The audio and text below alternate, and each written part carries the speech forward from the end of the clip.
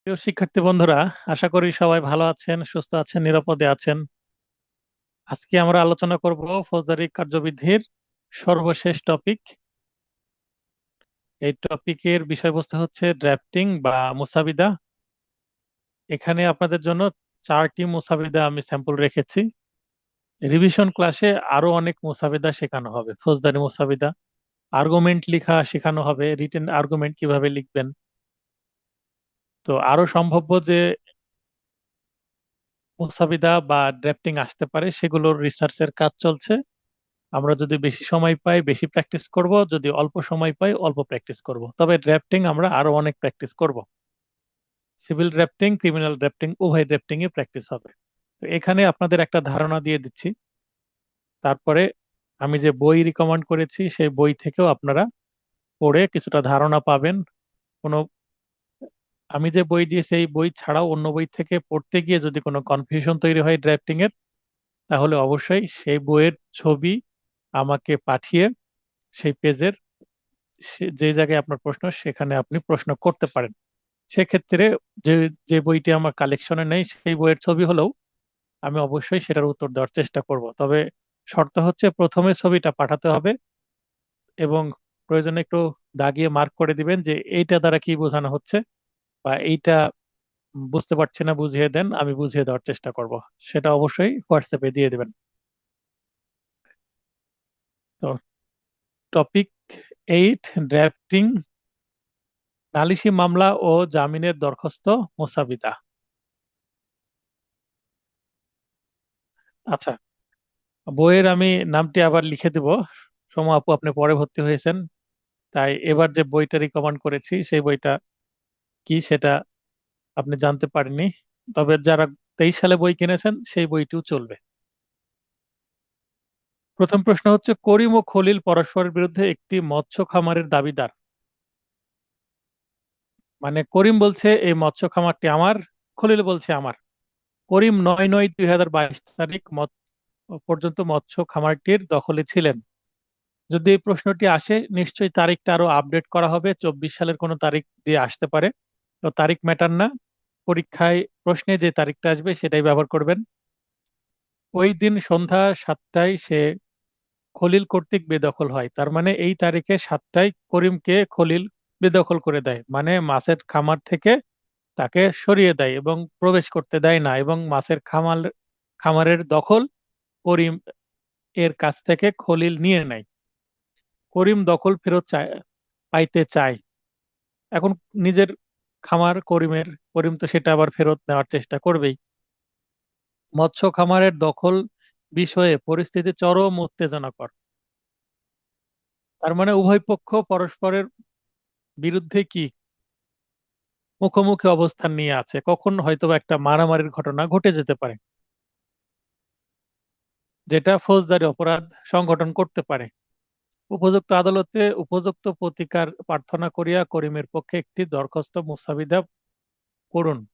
আমরা ফৌজদারি কার্যবিধির 145 ধারায় দেখলাম যে জমি সংক্রান্ত কোনো বিষয়ে যদি বিবাদ হয় এবং শান্তি ভঙ্গের আশঙ্কা থাকে, তাহলে 145 ধারায় দরখাস্ত করতে হবে।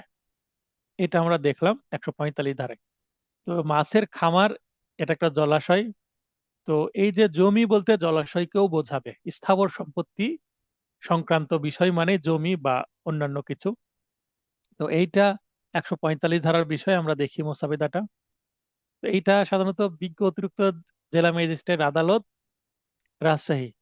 এখানে আদালতের যদি নাম দেওয়া না থাকে তাহলে আপনারা নিজেদের জেলার আদালতের নাম দিতে পারবেন। আর যদি নাম দেওয়া থাকে, যে আদালতের নাম দিবে, যে জেলার নাম দিবে সেই জেলার আদালতে লিখতে হবে। এই ধরনের মামলা সাধারণত অতিরিক্ত জেলা ম্যাজিস্ট্রেট বা সংক্ষেপে এডিএম কোর্টে পিটিশন মামলা হিসেবে দায়ের করা হয়। তো এখানে পরীক্ষায় আসলে এখানে 22 সালকে অবশ্যই আপনারা কি করবেন, 24 সাল করে দিবেন। এটা মতিহার থানার মামলা, মানে মতিহার থানার আন্ডারে এই জমি, তাই এখানে ব্র্যাকেটে মতিহার লিখে দেওয়া হয়েছে। ধারা ফৌজদারি কার্যবিধি 1898 এর 145 ধারা, তাহলে এই 145 ধারার এটা মামলা। দরখাস্তকারী, এখানে পুরো নাম ঠিকানা দেওয়া আছে। প্রতিপক্ষ এখানে পুরো নাম ঠিকানা দেওয়া আছে। তো এখানে দরখাস্তকারী দেখেন করিম, এখানে করিম প্রশ্ন উল্লেখ আছে, আমি করিম শাহ নামটা একটু আরো বিস্তারিত করেছি। আর এখানে খলিল, তার মানে এখানে খলিলটা একটু নামটা আমি একটু বিস্তারিত করেছি। এখন আপনারা যদি মনে করেন শুধু করিম লিখবো আর এপাশে শুধু খলিল লিখবো, কোনো ব্যাপার না। এবং পিতা সাং ঠিকানা এগুলো যদি নাও দেন তাও সমস্যা নাই, তাহলে দরখাস্তকারী করিম, প্রতিপক্ষ খলিল, এতটুকু লিখলেই হবে। সাক্ষীগণের নাম ও ঠিকানা, তো এখানে সাক্ষীগণের নাম ঠিকানা দিয়ে দিবেন।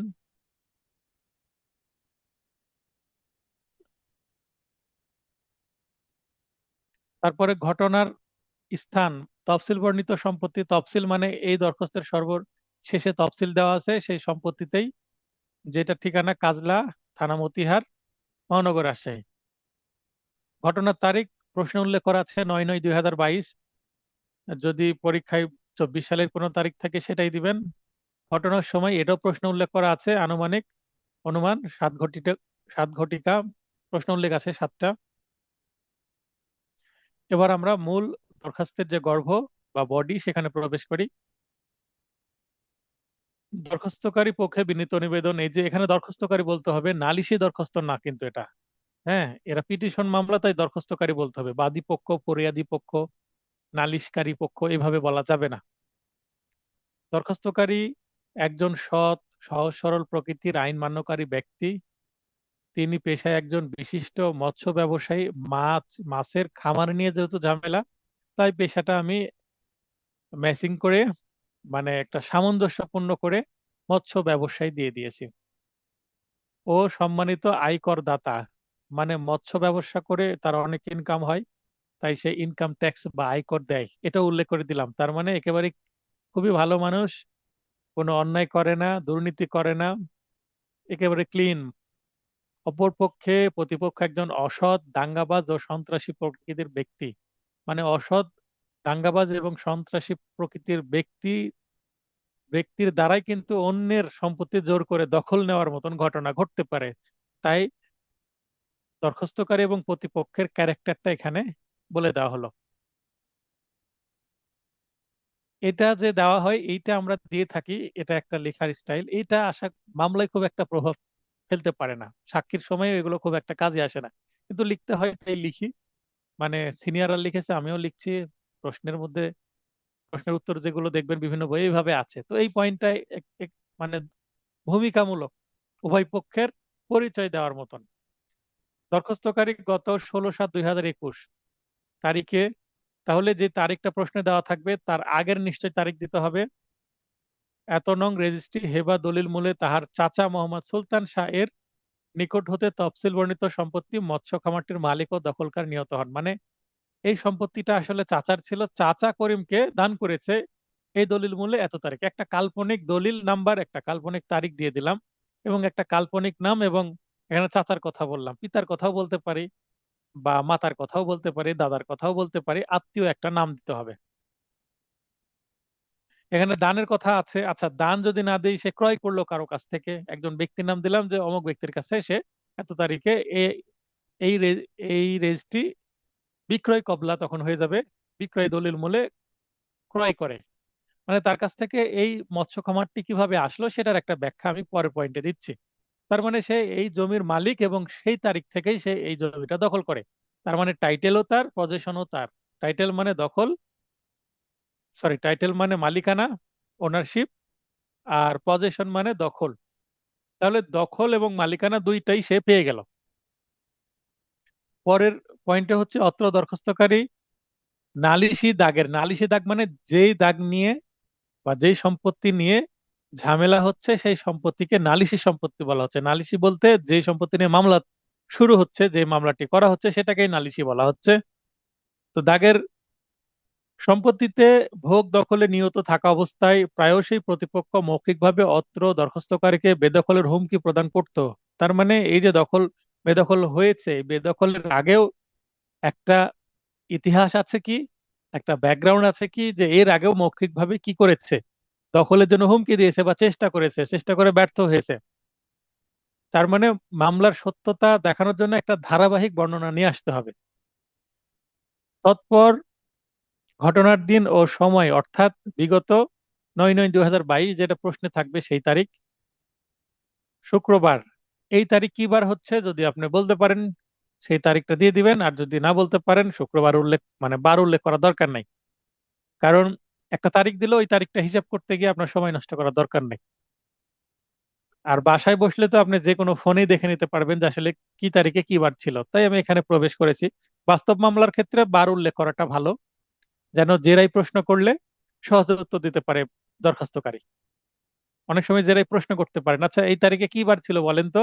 যদি তার মানে কি বার, সেই দিনটা কি ছিল এটা বলতে না পারে, তাহলে অনেক সময় আদালত মনে করতে পারে ঘটনা মিথ্যা, তাই বার বলতে পারছে না। এটা তখন একটা সন্দেহের সৃষ্টি করবে মামলার বিশ্বাস মানে ঘটনার সত্যতা নিয়ে। এই কারণেই মানে যে মামলা আছে, বাস্তব মামলা আমি যতগুলো ফাইলিং করি অবশ্যই আমি বার উল্লেখ করার চেষ্টা করি। সন্ধ্যা অনুমান 7 ঘটিকার সময়, যেটা প্রশ্নে আছে 7 ঘটিকা, প্রতিপক্ষের প্রতিপক্ষর সঙ্গে 4-5 জন অজ্ঞাতনামা লোকজন, মানে তার কিছু অজ্ঞাতনামা লোকজন বলতে এখানে সন্ত্রাসী বাহিনীর লোকজন বোঝানো হচ্ছে। একা তো আর সে পারবে না, একাধিক লোকই তো লাগবে এই কাজ করতে। লোকজন ও হাতে দা, দা মানে দেশি একটা অস্ত্র, চাপাতি, বাঁশের লাঠি সহ দরখাস্তকারীর মৎস্য খামারে অবৈধভাবে অনুপ্রবেশ করে দরখাস্তকারীকে বেদখল করে। তার মানে কিভাবে করেছে, কি কি ছিল তাদের কাছে এটা বলে দিলাম। এই যে কিছু অস্ত্রের নাম লিখলাম, দেশীয় অস্ত্র, তো এগুলো লিখলে মামলাটা স্ট্রং হয়ে গেল, মানে বোঝা গেল যে তারা আসলেই এইভাবে করেছে, একটা বিশ্বাসযোগ্যতা আসতে পারে, হ্যাঁ এইভাবে একটা সম্পত্তি দখলে নিতে হয়, এভাবে দখলে নেওয়া যায়। তাছাড়া মুখে বললে তো আর হবে না, খালি হাতে গেলে তো আর করিমকে সেখান থেকে উচ্ছেদ করা যেত না। এগুলো দেখে করিম ভয়ে সেখান থেকে হয়তো বা চলে গেছে তাদেরকে দখলে দিয়ে। নালিশি মৎস্য খামারের দখল বিষয়ে পরিস্থিতি চরম উত্তেজনাকর, মানে এবার করিম আবার কি করার চেষ্টা করছে, লোকবল নিয়ে আক্রমণ করার চেষ্টা করছে। মাঝখান থেকে হয়তো বা তার মনে হলো যে আইন হাতে না তুলে একজন আইনজীবীর সাথে পরামর্শ করি, আইনজীবী পরামর্শ দিলে আপনি কি করেন, আদালতে মামলা করেন। তখন করিম কনভিন্সড হয়ে আদালতে অ্যাডভোকেটের মাধ্যমে মামলা করছে। এই সেই মামলা, যেন এই মামলা এই মামলার মাধ্যমে একটা আইনানুগ সমাধান হয়, যেন আইন হাতে তুলে নিয়ে শান্তি ভঙ্গ না হয়।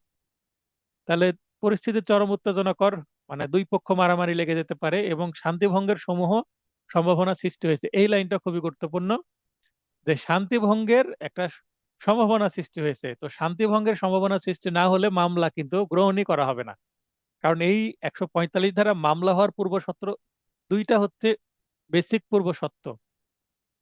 মানে একটা হচ্ছে সেটা অবশ্যই স্থাবর সম্পত্তি হতে হবে জমি সংক্রান্ত, এবং অপরটি হচ্ছে এই জমি সংক্রান্ত বিষয় নিয়ে শান্তি ভঙ্গের আশঙ্কা তৈরি হতে হবে দুই পক্ষের মধ্যে।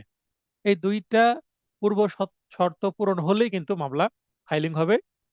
আর মামলায় সফলতা পাওয়ার সম্ভাবনা আছে, না হলে এই মামলায় ফাইলিং এর কোনো সুযোগ নাই। এমত অবস্থায় শান্তিভঙ্গ রোধকল্পে যেন মারামারি না হয়, শান্তি যেন বজায় থাকে, প্রতিপক্ষের বিরুদ্ধে নিষেধাজ্ঞার আদেশ জারি করা একান্ত আবশ্যক, অন্যথায় দরখাস্তকারী পক্ষের অপরিণয় ক্ষতি সাধিত হইবে বা হবে। আমি দেখবেন সাধারণত কোর্টে আমি আগে সাধু ভাষায়, মানে সিনিয়রের যে মামলা দেখেছি সবগুলোই সাধু ভাষায় ফাইলিং, সিভিল ক্রিমিনাল উভয় মামলা আমি দেখেছি সাধু ভাষায় ফাইলিং করা হতো। তো আমি বর্তমানে সাধু ভাষাগুলোকে কনভার্ট করে চলিত ভাষায় ফাইলিং করি। আমি সাধু ভাষায় ফাইলিং করি না, কারণ বাস্তবে কখনো সাধু ভাষা আমরা ব্যবহার করছি না। সাধু ভাষায় ফাইলিং করলে মক্কেলের সেইটা সাক্ষ্য দেওয়ার সময় সমস্যা হয়।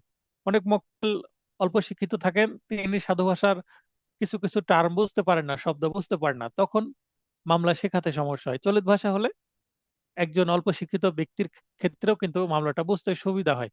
অতএব আমি সবগুলোই চলিত ভাষায় করি। আপনারা সাধু ভাষায় লিখবেন না চলিত ভাষায় লিখবেন ড্রাফটিং, তাহলে আমি এটার পরামর্শ দেবো যে আপনারা অবশ্যই চলিত ভাষায় লিখবেন। কেননা আপনি অন্যান্য প্রশ্নের উত্তর কিন্তু চলিত ভাষায় লিখছেন, তাহলে ড্রাফটিং আপনি সাধু ভাষায় লিখলে হবে না। তাহলে সাধু চলিতের যে মিশ্রণ, বাংলা গ্রামার বা ব্যাকরণ অনুসারে গুরু চণ্ডালী দোষে আপনি দোষিত হবেন।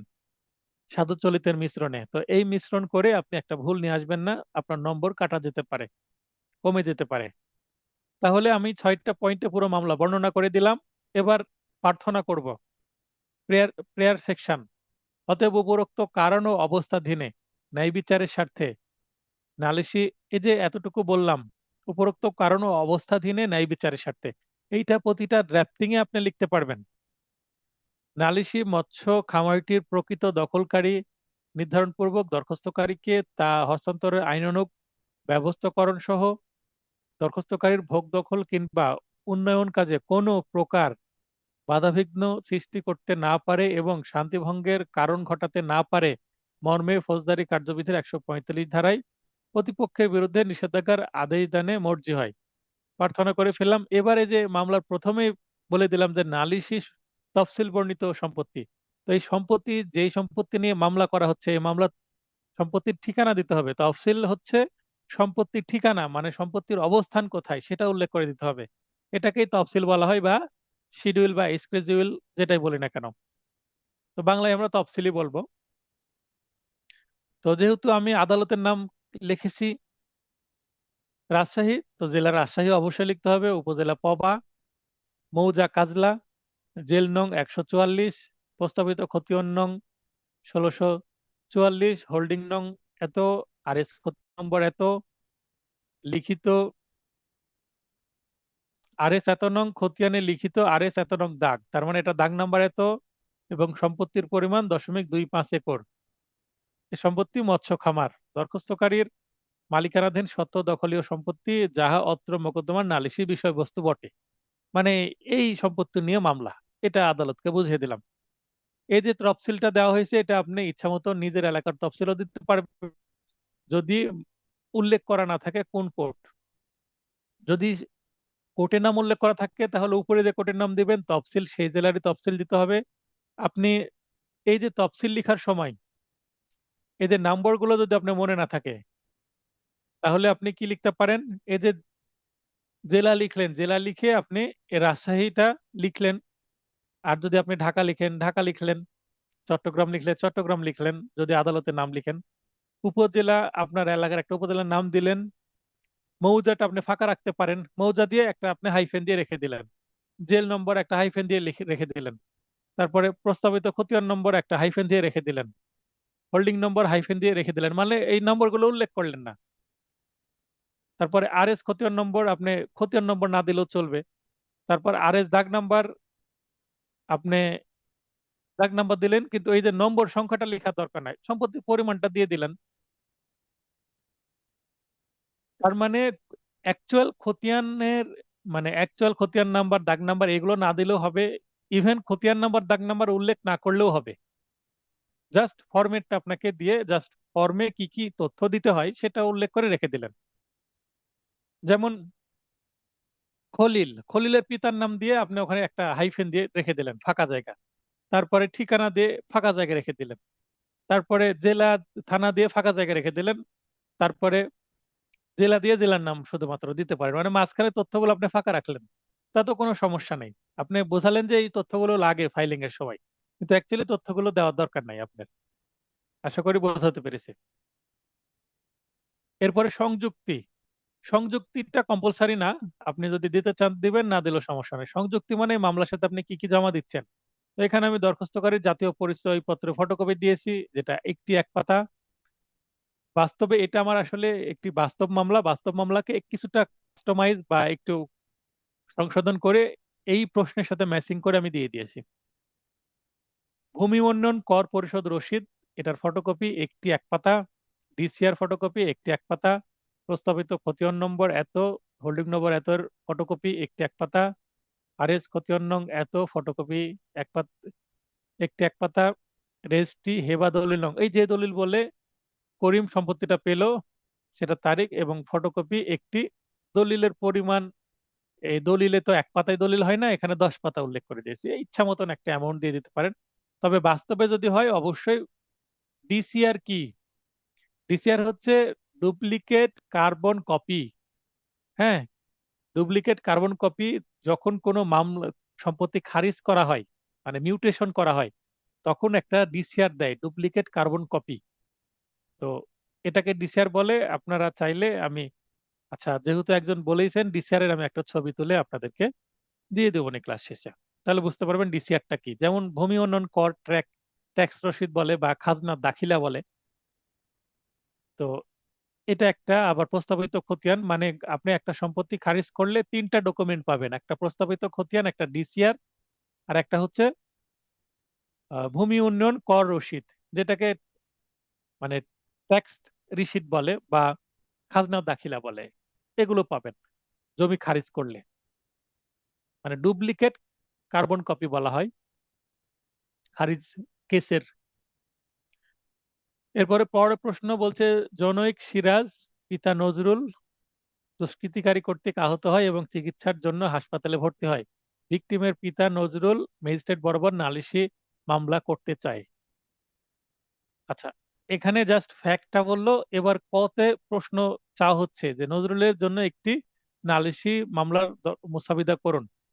তার মানে আপনি অ্যাডভোকেট, আপনাকে এই মুসাবিদাটা করতে হবে সেটা বলছে। হয় বলছে তদন্ত শেষ হওয়ার পর সিরাজ মারা যায়, মানে মামলা যখন ফাইলিং হলো নিশ্চয় এখানে 326, 307, অ্যাটেম্প টু মার্ডার বা গুরুতর জখম এগুলো ধারা আসবে। আর মামলার ফাইলিং এর পরে মনে করেন এই মামলাটা সিআর হিসেবে, নালিশি দরখাস্ত সিআর সিআর হিসেবে ফাইলিং হলো, তারপরে এই মামলাটা হয়তোবা এফআইআর হিসেবে আদালতে পাঠিয়ে, আদালত থেকে থানায় পাঠিয়ে দেওয়া হলো, তারপরে এই মামলাটা তদন্ত করা হলো। তদন্তের পর যদি দেখা যায় যে সিরাজ মারা গেল চিকিৎসাধীন অবস্থায়, তখন এই মামলাটাতে তো 302 ধারা যুক্ত হবে বা 304 ধারা যুক্ত হতে পারে, কালপেবল হোমিসাইড অর মার্ডার, যেটা একটা কিছু হবে। তো সেইটা আমরা কি হবে, মামলার পরিণতি কি হবে নজরুল জানতে চায় যে এখন তো আমার ছেলে মারা গেল, তাহলে এখন কি হবে আসামির, মামলার পরিণতি কি হবে। মামলাটির বিচার অনুষ্ঠান পর্যন্ত প্রয়োজনীয় প্রত্যেকটি পদক্ষেপের বিষয়ে আপনার মক্কেলকে অবহিত করুন। মানে মামলাটার স্টেপ কি হবে, প্রথমে কি হবে, এরপরে কি হবে, এরপরে কি হবে, মক্কেল জানতে চায় না যার কতদিন মামলা চলবে, এরপরে কি হবে স্যার, এভাবে প্রশ্ন করে। তো সেটা সংক্ষেপে এভাবে বলতে হবে।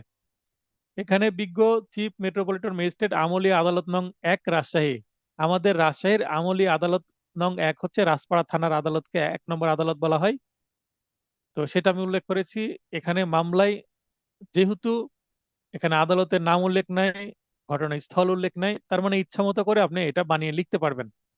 এখানে সিআর মামলা নং, নালিশি মামলা, তো এখানে সিআর মামলা নং হচ্ছে 2024 দিয়ে দিলাম। এখানে ধারা দিয়ে দিয়েছি পেনাল কোডের 323, 325, 326, 307, 306 এর দ্বিতীয় ভাগ এবং 34।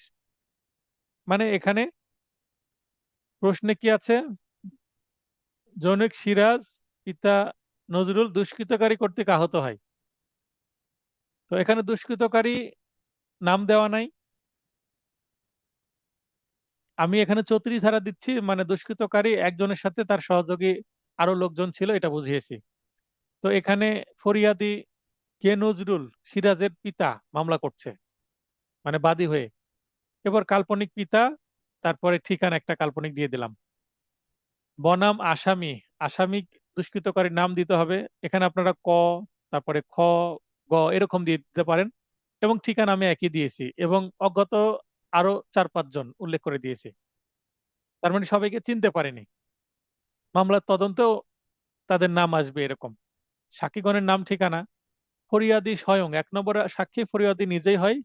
2 নম্বর সাক্ষী হচ্ছে মোহাম্মদ সিরাজ, যে ভিকটিমকে এখানে সাক্ষী আমরা রাখছি। কারণ মামলায় যখন ভিকটিম সুস্থ হবে, সুস্থ হওয়ার পর তো নিজে ভিকটিম তার সাথে কি হয়েছে সে সাক্ষী দিবে। তো এই মুহূর্তে সে চিকিৎসাধীন, তাই তার পক্ষে তার পিতা মামলাটা ফাইলিং করছে। পিতার নাম নজরুল, এর সাং কেশবপুর। এই যে এখানে ফরিয়াদির যে ঠিকানা কেশবপুর সেটাই দিলাম। তারপরে বাচ্চু পিতা সিরাজ, জুয়েল পিতা মৃত কুতুবউদ্দিন। এটা আমার একটা বাস্তব মামলার অংশ, তাই আমি হুবহু রেখে দিয়েছি আপনাদের বুঝতে সুবিধার জন্য। এখন এই সাক্ষীদের ক, খ, গ, ঘ এরকম আপনারা নাম দিতেই পারেন, কোনো সমস্যা নেই, বা এক্স ওয়াই জেড। তবে এক্স এ ক দন্ত শয়ে যুক্ত এইভাবে লিখতে হবে। তার মানে আপনাকে এক্স ইংরেজিতে লেখা যাবে না, মানে বাংলা বর্ণতে লিখতে হবে। তা না করে আপনি ক খ এই ধরনের ব্যবহার করতে পারেন, অথবা এ বি ব্যবহার করতে পারেন, এ বি এরকম ব্যবহার করতে পারেন। আইনাল পিতা আজিজুল, 3 থেকে 5 নং সাংঘোষপাড়া, থানা রাজপাড়া, জেলা রাজশাহী সহ আরো অনেকে প্রয়োজনে মান্য করব, মানে তাদেরকে আরো নিয়ে আসবো। আশা মানে সাক্ষী আরো আছে। তো এখানে ঘোষপাড়ার সাক্ষী আমি দিয়েছি 3 4 5, এরা ঘোষপাড়ার সাক্ষী, কারণ আমি ঘটনাস্থল দেখাবো ঘোষপাড়া, তাই ঘটনাস্থলের সাক্ষী নিয়েছি আমি। ঘটনার স্থান, তারিখ, সময় ঘোষপাড়া মোড়, সরকারি রাস্তার উপর। দেখেন আমি ঘটনাস্থল কোথায় দেখালাম, ঘোষপাড়া মোড়ে। তাই ঘোষপাড়া এলাকার আমি 3 জন সাক্ষীকে এই মামলায় রাখলাম। তারিখ এখানে উল্লেখ করলাম এবং রাত্রি অনুমান 11 ঘটিকা দেখালাম। তো এটা দিনের বেলা ঘটনা ঘটলে সেটা হয়তো বা বিশ্বাসযোগ্য হবে না, তাই আমি রাতের বেলা ঘটনা দেখালাম মামলায়, কারণ সবকিছুই তো কাল্পনিক। আগের ড্রাফটিং এ আমরা দেখলাম যে সময় উল্লেখ করা আছে সন্ধ্যা 7টায়। তো প্রশ্নের সময় উল্লেখ করা থাকলে তো আপনার এটা পরিবর্তনের সুযোগ থাকছে না। কিন্তু যদি সময় উল্লেখ করা না থাকে, আপনি ইচ্ছামতো সময় দিবেন, তবে অবশ্যই একটা বাস্তবসম্মত সময় দিতে হবে। ফরিয়াদি পক্ষে বিনীত নিবেদন এই যে, এবার ফরিয়াদি বলছি, এর আগে দরখাস্তকারী বললাম, এবার ফরিয়াদি বা নালিশকারী বলতে পারি। ফরিয়াদি নালিশকারী মানে কমপ্লেনেন্ট। ফরিয়াদি একজন সহজ সরল আইন মান্য করে ব্যক্তি, অপরদিকে আসামিগণ অত্যন্ত দুর্ধর্ষ, সন্ত্রাসী, দাঙ্গাবাজ, চাঁদাবাজ ও দুষ্কৃতকারী প্রকৃতির ব্যক্তিবর্গ। প্রশ্নে কিন্তু দুষ্কৃতকারী শব্দটা ছিল, সেটা ইউজ করেছি, তার সাথে আরো ভয়াবহ কয়েকটি নেগেটিভ বিশেষণ বা অ্যাডজেক্টিভ শব্দ ব্যবহার করেছি, যেন আসামি এই ধরনের কাজ করতে পারে তার চরিত্র প্রকাশ করার চেষ্টা করেছে। যে এই শব্দগুলো দ্বারা বুঝিয়েছি যে আসামিরা কেমন। ফরিয়াদি, ভিকটিম ও 1 থেকে 2 নং আসামিদ্বয় একই এলাকার বাসিন্দা। তার মানে এই যে আসামি 2 জন এবং ফরিয়াদি মানে মামলার বাদী এবং ভিকটিম মানে যে মার খাইলো, যে মার খেলো, সে একই এলাকার বাসিন্দা, মানে পূর্ব পরিচিত সেটা বোঝাচ্ছে। ঠিকানা একই, দেখেন কেশবপুর দিয়েছি। আসামিদেরও ঠিকানা, বাদী এবং বাদীর ছেলে ভিকটিমের ঠিকানা একই, কেশবপুর। জমি জমা সংক্রান্ত পূর্ব শত্রুতার জের ধরে, তার মানে এই দুই ফ্যামিলির মধ্যে জমি জমা নিয়ে সমস্যা ছিল। 1 ও 2 নং আসামিদ্বয় ভিকটিম মোহাম্মদ সিরাজ আলীকে প্রায়ই প্রাণনাশের হুমকি দিত, মানে এই জমিনে ঝামেলা আছে, মেরেই ফেলবো, গুম করে দেবো, এরকম কথাবার্তা চলে আসছিল। উক্ত বিষয়ে ভিকটিম মোহাম্মদ সিরাজ আলী রাজপাড়া থানায় ইতিপূর্বে গত এত তারিখে একটি সাধারণ ডায়েরি দাখিল করেন। আপনি যখন পরীক্ষায় লিখবেন এই ধরনের প্রশ্ন, তখন সম্ভাব্য আপনি যেই তারিখে পরীক্ষা দিচ্ছেন তার থেকে অন্তত 1 2 মাস আগের একটা তারিখ দিবেন। কারণ এটা ঘটনার পিছনের মানে এটা মোটিভ দেখাতে হবে আপনাকে। একজন মানুষ আরেকজন মানুষকে কেন মারবে, একটা কারণ থাকতে হবে না? মোটিভ তো থাকতে হবে, মানে পিছনের ঘটনা থাকতে হবে, ব্যাকগ্রাউন্ড কি। এটাই ব্যাকগ্রাউন্ড, যে জমি সংক্রান্ত নিয়ে যে ঝামেলা ছিল এবং ইতিপূর্বে প্রাণনাশের হুমকি দিছে, এবং সেই ভয়ে সিরাজ আবার কি করেছিল, রাজপাড়া থানায় একটা জিডি বা সাধারণ ডায়েরি করে রেখেছিল। সে তারিখ দিয়ে দিলেন এবং রাজপাড়া থানার জিডি নাম্বারও দিয়ে দিলেন, এবং মামলায় আপনি ফাইলিং এর সময় জিডি কপিও দিয়ে দিবেন প্রমাণ স্বরূপ। তাহলে মামলাটা স্টপ হলো, হ্যাঁ ঘটনার সত্যতা পাওয়া গেল।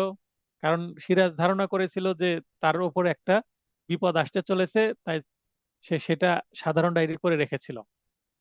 এর ধারাবাহিকতায় ঘটনার তারিখ বিগত, এখানে ঘটনা আছে, ঘটনার হবে যুক্ত করে দেন। ঘটনার তারিখ বিগত 9/9/2024 তারিখে রাত্রি অনুমান 11 ঘটিকা। এই যে তারিখ এবং সময় উল্লেখ করেছি, যেটা একটু আগে আমি কিন্তু উপরে সংক্ষিপ্ত ভাবে দিয়ে দেওয়া আছে, 9/9/2024 রাত্রি 11টা। তো ওই সেম তারিখই দিতে হবে। উপরে আপনি 1 তারিখ দিলেন, ভিতরে আবার 1 তারিখ দিলেন, তাহলে কি হবে? হবে না। যেই তারিখে ঘটনা উপরে উল্লেখ করছেন মামলার হেডিং এর দিকে, সেটাই আবার বর্ণনার ভিতরে উল্লেখ করতে হবে একই। তো ওই সময় 1 থেকে 2 নং আসামি সহ অজ্ঞাতনামা 4 5 জন আসামি ঘটনাস্থল ঘোষপাড়া মোড় সরকারি রাস্তার ওপর ভিকটিমকে একা পেয়ে অতর্কিতভাবে হামলা করে। অতর্কিতভাবে মানে সাডেনলি, হঠাৎ, কিছু বুঝে ওঠার আগে তার প্রতি আক্রমণ শুরু হয়ে গেছে, হামলা করেছে। 1 নং আসামি হত্যার উদ্দেশ্যে ভিকটিমের পেটে ছুরি দিয়ে আঘাত করে। এখানে দেখেন যে আপনি বাঁশের লাঠি দিয়ে মার মার দিল, পা ভেঙে দিল, পা ভেঙে গেলে কিন্তু মানুষ মারা যায় না। তার মানে এখানে পেটে ছুরি দিয়ে আঘাতের কথা আমি এই কারণে বললাম, কারণ পেটে ছুরি আঘাতের কারণে একটা মানুষ কিছুদিন চিকিৎসাধীন থাকবে, প্লাস পরে মারা যাওয়ার একটা সম্ভাবনা তৈরি হবে। কারণ আমাকে এরকমই একটা আঘাত দেখাতে হবে যে ইনস্ট্যান্ট সে মারা যায়নি, চিকিৎসা করে হয়তোবা কয়েক মাস পরে মারা গেছে, ইন্টারনাল ইনজুরির, ব্লিডিং, ইনফেকশন, এই কারণে হয়তোবা মারা গেছে।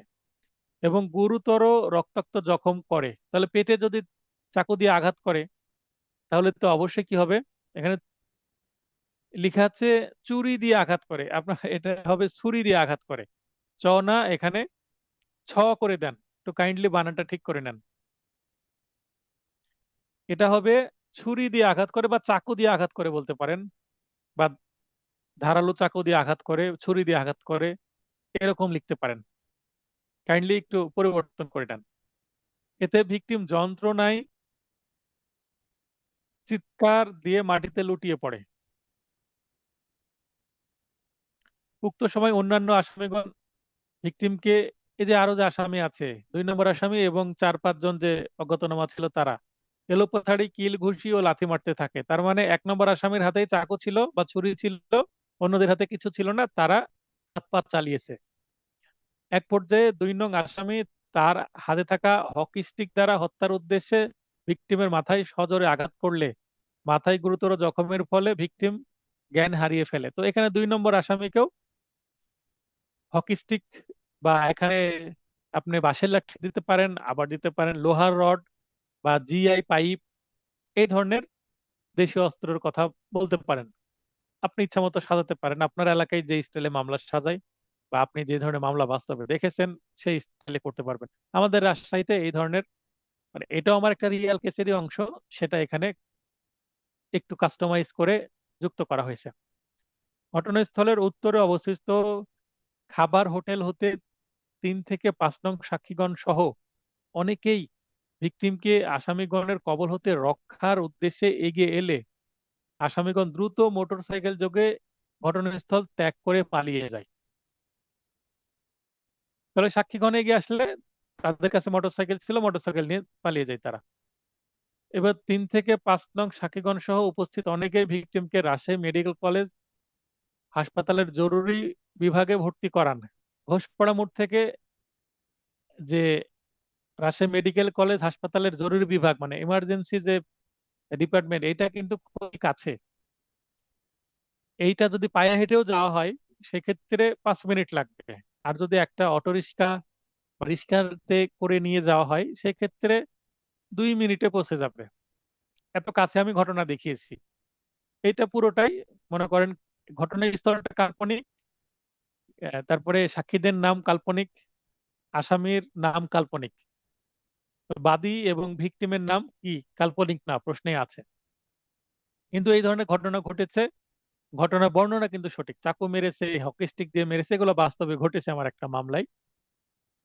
চিকিৎসা চিকিৎসাধীন অবস্থায় পরদিন দুপুর 2 ঘটিকার সময় ভিকটিমের জ্ঞান ফিরলে, তার মানে এতক্ষণ 11টা থেকে প্রায় 2টা পর্যন্ত সে কি ছিল, জ্ঞান হারিয়েছিল, মাথায় আঘাত করেছে তাই।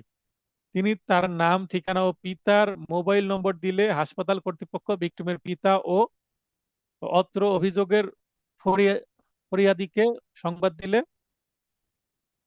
পরিবারের লোকজন এসে ঘটনা সম্পর্কে বিস্তারিত জানতে পারে। তার মানে এই যে জ্ঞান হারিয়ে যাওয়ার আগ পর্যন্ত কিন্তু সবকিছু ভিকটিম কিন্তু নিজেই বুঝতে পেরেছে কে কিভাবে মারলো এবং 2 জনকে চিনতেও পেরেছে। তারপরে জ্ঞান হারিয়ে গেছে, তারপর সাক্ষীরা নিয়ে গেছে, সাক্ষীরা বলেছে এভাবে আপনাকে নিয়ে আসছি। তারপরে জ্ঞান ফেরার পরে ডাক্তারেরা জিজ্ঞাসা করেছে আপনি কে, পরিচয় দেন। তখন পর্যন্ত কিন্তু ভিকটিম কি, ভিকটিমই অজ্ঞাত, ভিকটিমের নাম পরিচয় ডাক্তারই জানে না। তবে ডাক্তার চিকিৎসা করে জ্ঞান ফেরার পর তার কাছ থেকে জানতে পেরেছে, সেটা আমরা বললাম। একটা রিয়ালিস্টিক বর্ণনা দেওয়ার চেষ্টা করলাম। ভিকটিমের পেটে ও মাথায় গুরুতর আঘাতের কারণে বর্তমানে তার অবস্থা আশঙ্কাজনক। আশঙ্কাজনক মানে সে মারা যেতে পারে। তার উন্নত চিকিৎসার জন্য পরিবারের পক্ষ থেকে প্রস্তুতি চলছে, তাকে হয়তো বা ঢাকায় নিয়ে যাওয়া হবে বা বিদেশে নিয়ে যাওয়া হবে। এমতো অবস্থায় ফরিয়াদি সংশ্লিষ্ট থানায় মামলা দায়ের করতে গেলে থানা কর্তৃপক্ষ বিজ্ঞ আদালতে মামলা দায়েরের পরামর্শ প্রদান করেন। আপনারা বলতে পারেন যে স্যার থানায় কি আর মামলা বা দায়ের করা যেত না? হ্যাঁ, যেত না, বাস্তবে যেত, কিন্তু এখানে যাবে না। কি কারণে? প্রশ্নে চাওয়াই হয়েছে নালিশি দরখাস্ত, মানে সিআর মামলায় চাওয়া হয়েছে। সেক্ষেত্রে আপনি এজাহার লিখলে মামলা ভুল হয়ে যাবে। আর এই প্রশ্নটাই যদি আবার বলি, এজাহার লিখতে বলি, তাহলে এজাহারের ফরম্যাট আপনাকে লিখতে হবে দরখাস্ত আকারে। এই যে গতদিন আমি গ্রুপে দিয়ে দিলাম প্রাথমিক তথ্য বিবরণী এবং দ্বিতীয় পেজে এজাহার। এজাহারের নিচের দিকে দরখাস্ত আকারে লিখতে হয়, অ্যাপ্লিকেশন আকারে লিখতে হয়, যেটা আমরা স্কুল কলেজে লিখেছি সেই স্টাইলে লিখতে হবে। তো এবং নিচে আবার যে এজাহারকারী তার নাম, মোবাইল নম্বর দিয়ে দিতে হয়। ভিকটিমের চিকিৎসা চলমান থাকায় মামলা দায়েরে কিছুটা বিলম্ব হলো, তার মানে ঘটনা থেকে কিছুদিন পরে মামলা দায়ের করছে। কারণ চিকিৎসা, ছেলেকে তো বাঁচাতে হবে, চিকিৎসা নিয়ে ব্যস্ত, মামলা পরেও করা যাবে। কারণ ফৌজদারি মামলায় কি নাই, কোনো তামাদির মেয়াদ নাই। কিন্তু কেন দেরি হলো সেটা একটু ব্যাখ্যা দিয়ে দিতে হয়। অতএব বিধায়ী প্রার্থনা উপরোক্ত কারণ ও অবস্থা দিনে, এই যে একই বক্তব্য দিচ্ছি, ন্যায় বিচারের স্বার্থে প্রার্থনা সেকশন আমি একই, নিজের মানে বাস্তব মামলাতে এই ভাষাটাই ব্যবহার করি। আসামির বিরুদ্ধে যথাযথ আইনানুগ ব্যবস্থা গ্রহণ করত, অত্র মামলাটি এজাহার হিসেবে গণ্যের যথাযথ আদেশ দেনে বিজ্ঞ আদালতের সদমত জয়। তার মানে এজাহার হিসেবে থানা মামলা নিল না ঠিকই, আদালতে মামলা করলাম, সিরিয়াস মামলা, তাই আদালতকে বললাম ইওর অনার এই মামলাটা যেন এজাহার হিসেবে গণ্য করে, এই আমার দরখাস্তটা এজাহারের একটা এজাহার হিসেবে গণ্য হবে, মানে দরখাস্তটা এবার এজাহার হয়ে যাবে এবং এটা সিআর মামলা থেকে এফআইআর হয়ে মানে জিআর মামলায় কনভার্ট হয়ে যাবে। কারণ জিআর মামলায় কনভার্ট হলেই কিন্তু মামলাটা পরবর্তীতে তদন্ত হবে, আসামি চার্জশিটে তখন 302 ধারা চলে আসবে। কারণ আসামিরা হত্যার দায়ে তখন দোষী হয়ে যাবে, যদিও মামলা করছি 307, 326 ধারায়। কিন্তু পরবর্তীতে যেহেতু মারা যাবে, প্রশ্নে বলা হয়েছে, তখন এখানে সংযুক্তি হিসাবে অবশ্যই এনআইডি কার্ডের ফটোকপি দিতে হবে, মানে ন্যাশনাল আইডি, জাতীয় পরিচয়পত্র, এবং ভিকটিমের চিকিৎসা কাগজপত্র ফটোকপি দিব। কারণ মূল কাগজপত্র তো চিকিৎসা চলছে, 8 পাতা, এগুলো বাস্তবে এইভাবে দিই আমি। আপনারা এই যে সংযুক্তি, এগুলো না দিলেও হবে, কম্পালসারি না। তবে দিলে এটা আপনার স্মার্টনেস, আপনি মানে বাস্তবে আদালতে যান, এটা প্রমাণিত হবে। ক্ষয় কি বলা হলো, যে এখানে ঘটনা দুষ্কৃতকারী কর্তৃক গুরুতর আর আহত, মানে এখানে প্রবলেমেটিক প্রশ্ন করা হয়েছে। ক্ষয়ে, ক্ষয়ে, যে যদি মারা যায় তাহলে কি হবে। সিরাজকে চিকিৎসার জন্য হাসপাতালে ভর্তি করা হলো, ভিকটিমের পিতা নজরুল ম্যাজিস্ট্রেট বরাবর নালিশি মামলা দায়ের করতে চায়, সংশ্লিষ্ট আমলি আদালতে নালিশি মামলা দায়ের করা হয়। মানে এই যে একটু আগে যে নালিশি মামলা লিখলাম, এটা দায়ের করাও হয়ে গেল। এবার তদন্ত শেষ হওয়ার পর ভিকটিম সিরাজ গুরুতর আঘাতের কারণে মারা যায়। এই যে গুরুতর আঘাতের, হ্যাঁ আমরা আলোচনা করছিলাম খ নং প্রশ্নের উত্তর, যে নালিশি মামলা দায়ের করা হয়ে গেল, মামলা চলাকালীন তদন্ত চলছে, এই সময় ভিকটিম মারা গেল, আঘাতপ্রাপ্ত হয়েছিল, মারা গেল। এবং মারা যাওয়ার কারণটা কি, ওই যে গুরুতর আঘাতপ্রাপ্ত হয়েছিল পেটে এবং মাথায়, সেটার ফলে। তার মানে এই ঘটনা থেকেই কিন্তু মৃত্যুটা হলো। তখন কি পরিণত হবে, এইটা প্রবলেমেটিক প্রশ্ন, এটার উত্তর এখানে দিচ্ছি।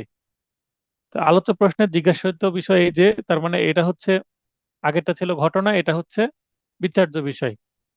মামলাটির পরিণতি কি হবে এবং মামলাটি বিচার অনুষ্ঠান পর্যন্ত প্রয়োজনীয় প্রত্যেকটি পদক্ষেপ সমূহ সম্পর্কে আমার মক্কেলকে অবহিত করতে হবে। এখানে আমার মক্কেল শব্দটা কেন লিখছি, প্রশ্নে আপনাকে অ্যাডভোকেট হিসেবে ট্রিট করা হচ্ছে, অ্যাড্রেস করা হচ্ছে, আপনি অ্যাডভোকেট, আপনার মক্কেলকে আপনি কি বলবেন সেটাই। অতএব আপনি যখন লিখছেন তখন আপনি আমার মক্কেল শব্দটাই লিখবেন। আলোচ্য প্রশ্নে প্রথমে নালিশি বা সিআর মামলা দায়েরের বিষয়ে বলা থাকলেও, যেহেতু মামলাটিতে তদন্ত হয়েছে মর্মে ইঙ্গিত প্রদান করা হয়েছে, সেহেতু বলা যায় যে বিজ্ঞ আদালত নালিশি মামলাটি আমলে গ্রহণপূর্বক তা এজাহার হিসেবে গণ্য করার জন্য সংশ্লিষ্ট থানায় প্রেরণ করেছেন। ফলে পরবর্তীতে মামলাটি জিআর মামলা হিসেবে তদন্ত কার্য পরিচালিত হয়েছে। তদন্ত শেষে দরখাস্তকারী কর্মকর্তা ফৌজদারি কার্যবিধি 1898 এর 173 ধারায় পুলিশ প্রতিবেদন দেয়। 173 ধারায় পুলিশ প্রতিবেদন দাখিলের সময় খুনের জন্য দণ্ডবিধির 302 ধারা সহ প্রয়োজনীয় সাক্ষ্য প্রমাণাদি, যেমন মেডিকেল সার্টিফিকেট, মারা গেছে তার মানে পোস্টমর্টম রিপোর্ট, এগুলো আসবে এমসির মধ্যে, এবং মৃত্যুর কারণ কি সেটা আসবে, ওই যে মাথায় আঘাত এবং পেটে আঘাত, তারপরে 61 ধারায় গৃহীত সাক্ষীদের জবানবন্দি, 164 ধারায় প্রদত্ত অভিযুক্ত আসামিদের দোষ স্বীকারোক্তি যদি থাকে, তার মানে দোষ স্বীকার করলে থাকবে, না থাকলে না। দোষ স্বীকারোক্তি থাকলে সেটা চার্জশিটের একটা অংশ হবে। জব্দকৃত আলামত মানে সিজার লিস্ট সহ জব্দ তালিকা, সিজার লিস্ট, ঘটনার খসড়া, মানচিত্র ইত্যাদি সংযোজন করতে পারেন। একটা চার্জশিটে কি কি থাকে বা একটা অভিযোগপত্রে কি কি থাকে সেইটা এখানে উল্লেখ করা হয়েছে। সে মোতাবেক চার্জ গঠনের সময় নালিশি দরখাস্তে উল্লেখিত ধারার সাথে খুনের যে 302 ধারা সংযোজন করে চার্জ গঠন পূর্বক বিচার কার্যক্রম শুরু করা যাবে। তার মানে আগে যে ধারায় সিআর মামলা দায়ের করা হয়েছিল এর সাথে জাস্ট 302 ধারা অ্যাড হয়ে গেল। এবার 302 ধারা অ্যাড সহ চার্জ গঠন করা হবে, তারপরে মামলায় সাক্ষী হবে। আবার নালিশি মামলাটি সিআর মামলা হিসাবে অগ্রসর হলেও চার্জ গঠনের সময় নালিশি দরখাস্ত উল্লেখিত ধারার সাথে খুনের জন্য 300 দণ্ডবিধি 302 ধারা সংযোজন করে চার্জ গঠনপূর্বক বিচার কার্যক্রম শুরু করা যাবে। মানে সিআর মামলা জিআর না হয়ে যদি সিআরই থাকে, সেক্ষেত্রে ভিকটিম যদি মারা যায় তাহলে তার যে মেডিকেল রিপোর্ট এবং পোস্টমর্টম রিপোর্ট এবং ডেথ সার্টিফিকেট যদি আদালতে বাদীপক্ষ জমা দেয়, তাহলে 302 ধারায় এই মামলাটা কি হবে, চার্জ গঠন করা হবে। সেক্ষেত্রে আলাদাভাবে একটা তদন্ত হবে যে আসলে মারা গেছে কিনা।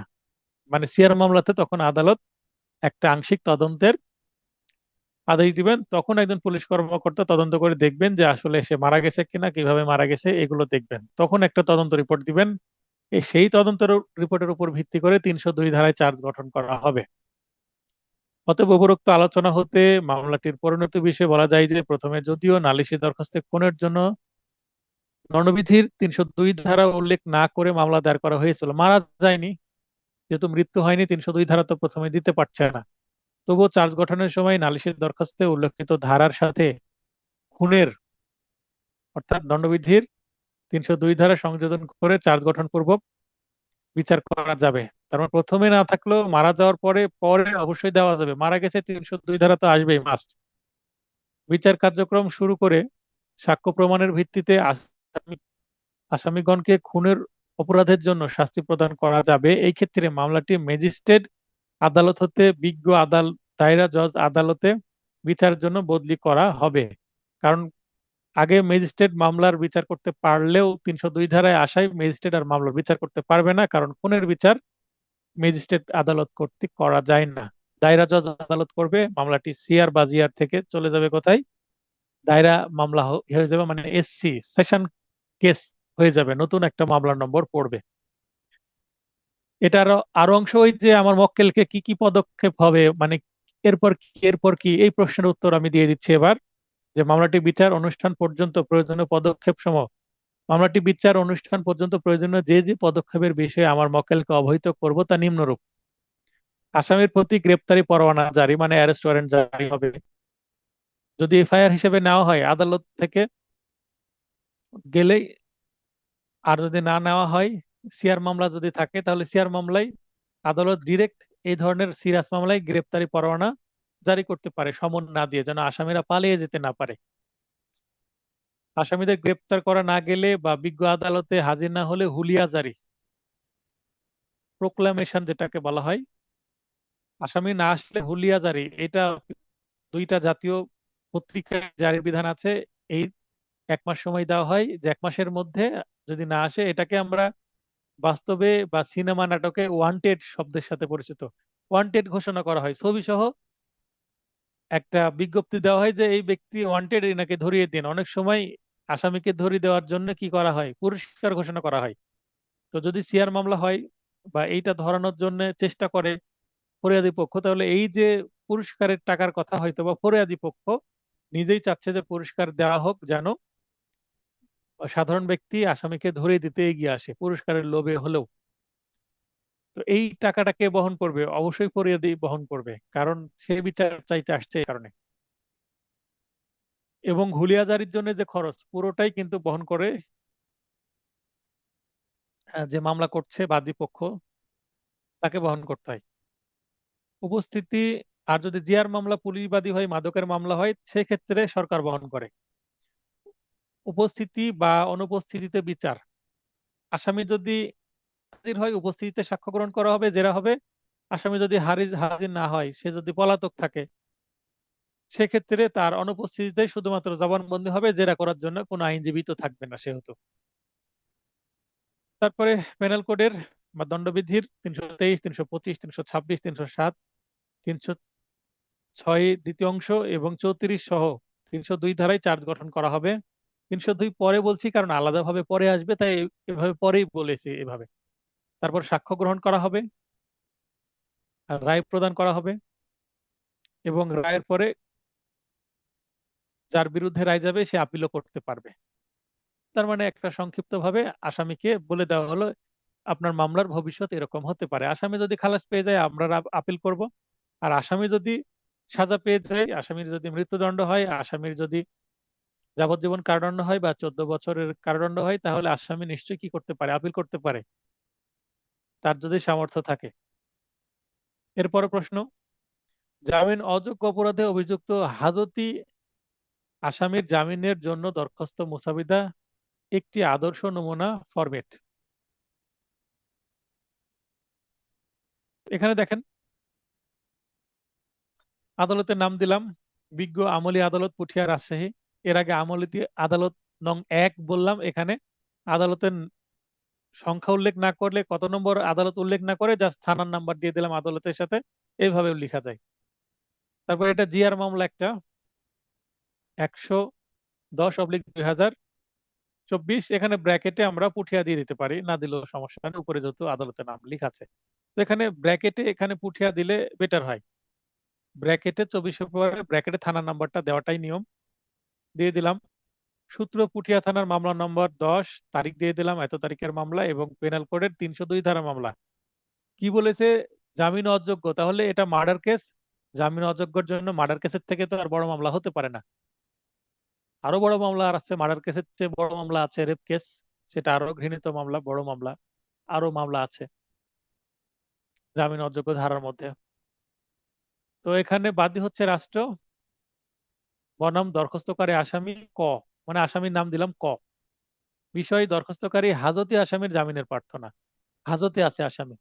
দরখাস্তকারী হাজতি আসামির লিখিত নিবেদন এই যে, অত্র দরখাস্তকারী হাজতি আসামি নিজেকে সম্পূর্ণ নির্দোষ দাবি করে নিম্নলিখিত হেতুবাদে জামিনের প্রার্থনা করছে। নির্দোষ দাবি করলেই তো জামিনে মুক্তি হওয়ার সম্ভাবনা তৈরি হবে। আর যদি বলে যে না আমি নির্দোষ না, দোষী, তাহলে তো আহ, তাকে জামিন তো দিবেই না। মামলাটাই কি করা হবে, চার্জ গঠনের সময় তার দোষ স্বীকারের ভিত্তিতে সাজা দিয়ে দেওয়া হবে।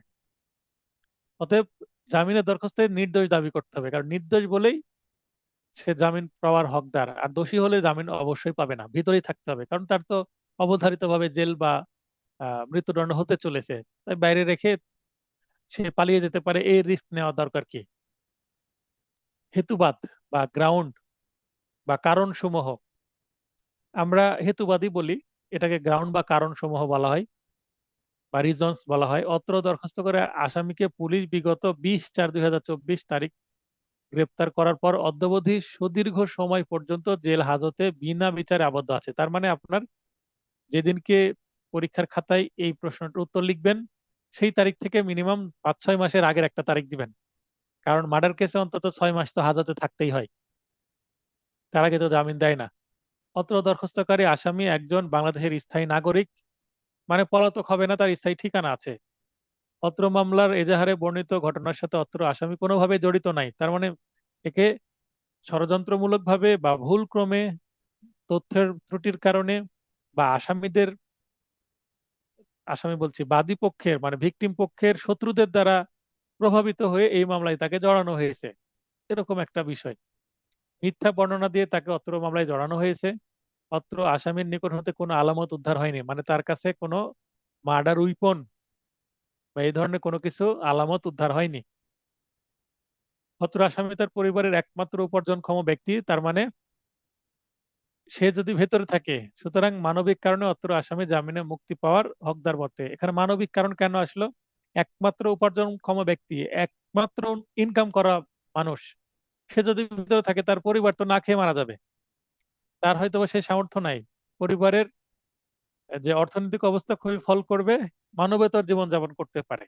এগুলো আমরা সংক্ষিপ্তভাবে লিখি, কিন্তু বলার সময় এগুলো আরো ইলাবোরেট করি। যেমন আমি আমার নোটে এক বক্তব্য আছে, সেই বক্তব্য পড়ার পরে এটাকে আবার কি করি, একটু ব্যাখ্যা করি, একটু বুঝিয়ে দেওয়ার চেষ্টা করি, 2 লাইন বাড়িয়ে বলি। তো এইটা আপনাদের বুঝতে সুবিধা হয় এবং এক্সট্রা কিছু তথ্য যুক্ত হয়। আপনারা স্মার্টলি সেটা কি করবেন, যখন কোনো পয়েন্ট বলছি নোটের মধ্যে আপনারা কি করবেন, নোট করে নেবেন, জট ডাউন করে নেবেন। ছোট ছোট করে লিখলে এটাকে জট ডাউন বলে, নোট ডাউন বলে না। তো আপনারা জটিং করে নেবেন, কালার পেন দিয়ে জটিং করলে ভালো হয়।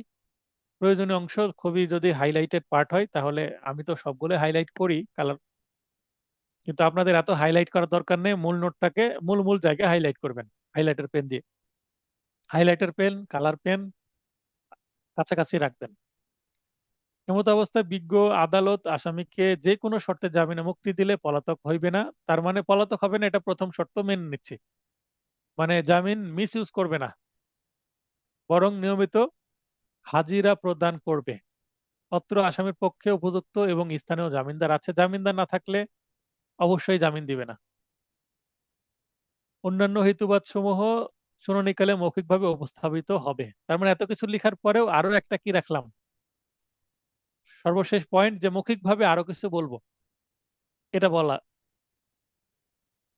অতএব উপরোক্ত বিষয়াদি বিবেচনাপূর্বক ন্যায় বিচারের স্বার্থে অত্র হাজতে আসামিকে যে কোনো শর্তে জামিনে মুক্তিদানের, এখানে জামিন দিতে মর্জি হয় বলছি না, জামিনে মুক্তিদানের আদেশ দিতে বিজ্ঞ আদালতের সদয় মর্জি হয়। কারণ জামিন আদালত গ্রহণ করে এবং মুক্তি দেয়, তো জামিনে মুক্তিদানের আদেশ দিতে, তাহলে মুক্তি শব্দটা উল্লেখ করে আমি ভাষাটাকে ম্যানেজ করে নিয়েছি। আচ্ছা, এটা ছিল হাজতে আসামির একটা বেল হিয়ারিং নন বেলেবল সেকশনের ক্ষেত্রে। এবার নন বেলেবল সেকশনের ক্ষেত্রে আসামি বাইরে আছে, সে স্যারেন্ডার দিবে বা আত্মসমর্পণ করবে। এখানে আমি হাইলাইট করে দিয়েছি যে আত্মসমর্পণকৃত জামিন অযোগ্য অপরাধে অভিযুক্ত আত্মসমর্পণকৃত আসামির জামিনের জন্য দরখাস্ত মুস্তাফিদের একটি আদর্শ নমুনা বা ফরম্যাট। আমি সাধারণত এই ফরম্যাটেই জামিনের দরখাস্ত লিখি। আমার যে ব্যক্তিগত ফরম্যাট সেটা আমি শেয়ার করছি। এখানে আদালতের নাম ওই একই মামলা উল্লেখ করা আছে, দরখাস্তকারী ক, আর অপর পক্ষে হচ্ছে রাষ্ট্র, কারণ জিআর মামলায় বাদী সবসময় রাষ্ট্র হয়। স্বেচ্ছায় আত্মসমর্পণ পূর্বক আসামির জামিনের আবেদন বা প্রার্থনা। দরখাস্তকারী আসামির বিনীত নিবেদন এই যে অত্র দরখাস্তকারী আসামি উপরোক্ত নম্বর মামলা সম্পর্কে অবগত হয়ে, মানে মামলা সম্পর্কে জেনেই সে দ্রুত চলে আসছে গ্রেপ্তার হওয়ার ভয়ে, বিজ্ঞ আদালতে উপস্থিত হয়ে স্বেচ্ছায় আত্মসমর্পণ করে নিম্নলিখিত হেতুবাদে জামিনের প্রার্থনা করছে। হেতুবাদ: অত্র দরখাস্তকারী আসামি একজন বাংলাদেশের স্থায়ী নাগরিক এবং আইনের প্রতি শ্রদ্ধাশীল হয়ে বিজ্ঞ আদালতে স্বেচ্ছায় আত্মসমর্পণ করেছে। এখানে দুইটা পয়েন্ট দিয়েছি, স্থায়ী নাগরিক এবং, তো স্থায়ী নাগরিক আপনি আলাদা পয়েন্ট দিতে পারেন, আইনের প্রতি শ্রদ্ধাশীল হয়ে বিজ্ঞ আদালতে স্বেচ্ছায় আত্মসমর্পণ করেছে অত্র দরখাস্তকারী আসামি আইনের প্রতি শ্রদ্ধাশীল হয়ে। তার মানে এই যে পয়েন্ট, একজন বাংলাদেশের স্থায়ী নাগরিক, এতটুকু আমরা এখানে নাও রাখতে পারি, এটা আলাদা একটা পয়েন্ট আমরা দিয়ে দিতে পারি। তাহলে অত্র দরখাস্তকারী আসামি আইনের প্রতি শ্রদ্ধাশীল হয়ে বিজ্ঞ আদালতে স্বেচ্ছা আত্মসমর্পণ করেছে। এটা একটা ভালো জিনিস, এটা ভালো পয়েন্ট যে স্বেচ্ছায় আসছে, তার মধ্যে কোনো ভয় নাই, কারণ সে অপরাধ করেনি, জানে সে খালাস পেয়ে যাবে ঠিকভাবে যদি মামলা ট্রায়াল হয়। তাহলে এই লাল হাইলাইটেড এটা আপনারা আরেকটা পয়েন্টে দিয়ে দিলেন। অত্র মামলার এজাহারে বর্ণিত ঘটনার সাথে অত্র আসামি কোনোভাবে জড়িত নয়, মিথ্যা বর্ণনা দিয়ে তাকে অত্র মামলায় জড়ানো হয়েছে। এর আগে যে আমরা বলেছিলাম যে নির্দোষ, ওই নির্দোষটাও এখানে পয়েন্ট দিয়ে দিতে পারেন। অত্র আসামির নিকট হতে কোনো আলামত উদ্ধার হয়নি। অত্র আসামি তার পরিবারের একমাত্র উপার্জনক্ষম ব্যক্তি, ওই একই পয়েন্ট। আবার এই 6 নম্বর একই পয়েন্ট, যে কোনো শর্তে মুক্তি দিলে পলাতক হবে না, নিয়মিত হাজিরা দিবে এবং উপযুক্ত এবং স্থানীয় জামিনদার আছে, একই পয়েন্ট।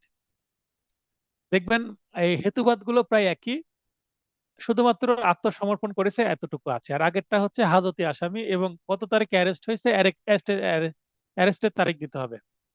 হাজতে আসামির ক্ষেত্রে অবশ্যই কত তারিখে অ্যারেস্ট হয়েছে সে তারিখ দিতে হবে, কারণ ওই তারিখ থেকে আজ পর্যন্ত সে হাজতে আছে। এটা একটা কতদিনের জন্য হাজতবাস সেটা কিন্তু চলে আসে, বাস্তবে আপনি হাজতবাসটা কাউন্ট করতে পারবেন। আর এই দরখাস্তে হাজতবাসটা আমি দিয়ে দিইনি, কি কারণে, কারণ আপনার কবে অ্যারেস্ট হবে এবং কবে আপনি পরীক্ষায় লিখবেন সেটা কিন্তু নির্দিষ্ট নয়। কিন্তু আপনি অন্তত 6 মাসের একটা হাজতবাস দেখাবেন বড় মামলা হলে, তাহলে জামিন পাওয়ার ভালো সম্ভাবনা থাকবে। বাস্তবে যেটা হবে, যেদিন যেদিন অ্যারেস্ট হলে এবং যেদিন দরখাস্ত হচ্ছে, এই দুইটার মধ্যবর্তী সময় আমরা এস ক্যালকুলেটরের মাধ্যমে বের করি। এস ক্যালকুলেটরে বার্থ ডেট, মানে জন্ম তারিখ হিসাবে যেটা আমরা দিই, বার্থ ডেট, এই বার্থ ডেট এইটা আমরা দেব হচ্ছে গ্রেপ্তারি তারিখ, অ্যারেস্ট ডেট এটা দেব হচ্ছে বার্থ ডেট এর জায়গায়। তাহলেই এবং বর্তমান যে তারিখ সেটা অটোমেটিক চলে আসবে প্রেজেন্ট ডেট এবং অ্যারেস্টেড ডেটের মাঝখানে সময়টাই হচ্ছে হাজতবাস। অন্যান্য হেতুবাদ সমূহ শুনানিকালে মৌখিকভাবে উপস্থাপিত হবে। অতএব উপরোক্ত বিষয়াদি বিবেচনাপূর্বক ন্যায় বিচারের সাথে অত্র দরখাস্ত আত্মসমর্পণকারী আসামিকে যে কোনো শর্তে জামিনে মুক্তি দানের আদেশ দিতে বিজ্ঞ আদালতে সদয় মর্জি হয়। আচ্ছা, এই যে দুইটা, একটা সারেন্ডার এবং একটা হাজতে আসামির বেল হিয়ারিং এর ফরম্যাট দেখালাম, এটা কিন্তু ভাইবার জন্য খুব গুরুত্বপূর্ণ। ভাইভাতে কিন্তু কি করা হয়, প্রশ্ন মানে এই ধরনের প্রশ্ন করা হয় যে আপনি বেল হিয়ারিং কি শুনেছেন, আপনার সিনিয়র করতে দেখেছেন বেল হিয়ারিং তে? হ্যাঁ। তো আপনার যে এখানে যে মামলা আছে, 10টা মামলা থাকবে তো আপনাদের, কোথায়? পিউপিলেজ ডায়েরিতে আপনার যে ডায়েরি 10টা মামলা থাকবে, একটা ডায়েরির মামলা দেখে বলবে যে এই যে একটা ক্রিমিনাল কেস, আপনি আসামি পক্ষ, আসামির বেল হিয়ারিং হয়েছিল না? তো হয়েছিল। আচ্ছা, সেই বেল হিয়ারিং করে শোনান তো। তখন আপনাকে দাঁড়াতে হবে, দাঁড়িয়ে এইভাবে বাউ করে একটু মাথা নিচু করে মে ইট প্লিজ ইওর অনার এভাবে শুরু করতে হবে। তো ভাই বানোটে আমার এই ফরম্যাট গুলো দেওয়া আছে।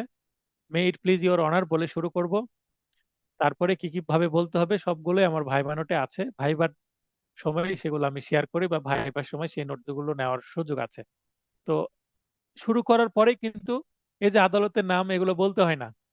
কোথা থেকে আপনাকে শুরু করতে হবে? ওই যে দরখাস্তকারী স্বেচ্ছায় আত্মসমর্পণ পূর্বক জামিনের আবেদন, এটার নিচে যে লাইনটা আছে, দরখাস্তকারী আসামি বিনীত নিবেদন, এই যে এই বিনীত নিবেদন, এই যে এখান থেকে আপনাকে হিয়ারিং শুরু করতে হবে। কারণ আদালতে আপনি এতটুকুই বলবেন। তাহলে ভাইবার আপনার একটু টিপস হয়ে গেল। একটু ভাইবার শব্দটা লিখে রাখবেন এখানে, তাহলে সুবিধা হবে। আচ্ছা, আজকের ড্রাফটিং বিষয়ে ক্লাস এতটুকুই। যদি আপনাদের প্রশ্ন থাকে, কোনো জায়গায় কনফিউশন থাকে, তাহলে প্রশ্ন করেন, উত্তর দিয়ে দিব।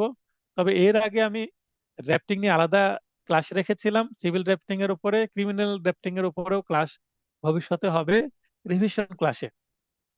আপনি ড্রাফটিং বিষয়ে আরো অনেক প্রশ্ন পাবেন।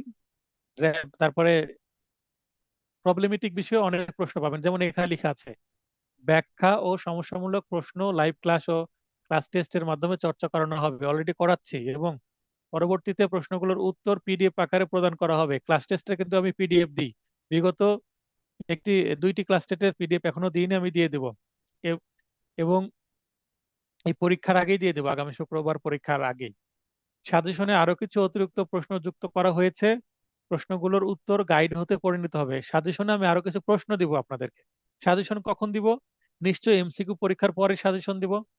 সেই সাজেশনে আরো অতিরিক্ত কিছু প্রশ্ন দেব, আমার নোটেও কিছু থাকবে, এবং আমি যে বইয়ের কথা বলবো বা গাইড বাজার থেকে কিনে সেখান থেকে, মানে বিগত সালের প্রশ্ন সলিউশন সেখান থেকে আপনাকে করে নিতে হবে। এবং আমি সবচেয়ে আপনাদের হেল্প করব কি, বিগত সালের একটা প্রশ্ন গুরুত্বপূর্ণ, সেটা আমার গাইডে রেখেছি, এবং এইটা আরো কি কিভাবে আসতে পারে, অথবা অথবা দিয়ে আমি মানে ডিফারেন্ট ডিফারেন্ট ভ্যারিয়েন্ট গুলো আপনাদেরকে দেখিয়ে দেবো যে এই প্রশ্নটা আরো এইভাবে আসতে পারে, যেন আপনারা প্রশ্ন চিনে উত্তর করে আসতে পারেন।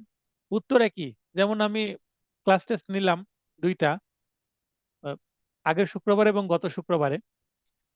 আমার নোট থেকে কিন্তু কমন ছিল, কিন্তু অনেকে ধরতে পারেননি, কারণ প্রশ্ন চেহারা চেঞ্জ করে দেওয়া হয়েছিল। যেমন বিয়ের সময় কনের এতই মেকআপ করা হয় যে নিজের বউকে চেনা যায় না, এরকম অবস্থা হয়। তো স্বামী চিনতে পারেন না, আগে পূর্ব পরিচিত হলেও এত মেকআপ করা হয় চেনা যায় না। তো এরকম বিবাহিত প্রতিটা মানুষেরই হয়েছে, এবং নিজে বিবাহ না করলেও বাস্তবে দেখেছেন। এবং কিছু আমরা রিলসেও দেখতে পাই যে এতই মেকআপ করা হয় চেনা যায় না। সুন্দর মানুষ, তারপরও মেকআপ করে চেহারার 12টা বাজিয়ে দেয়, একেবারে মডেল তৈরি করে দেয়। চুলগুলো কি বলে এটাকে, এই জেল না স্প্রে, কিছু কিছু স্প্রে থাকে, দিলে আবার সেগুলো কি হয়ে যায়, কড়া হয়ে যায়, এবং ফুলে থাকে উঁচু উঁচু হয়ে। চুল সামান্য আছে কিন্তু দেখাচ্ছে এতই চুল। তো এগুলো একটু মজা করে বললাম, মাইন্ড করবেন না।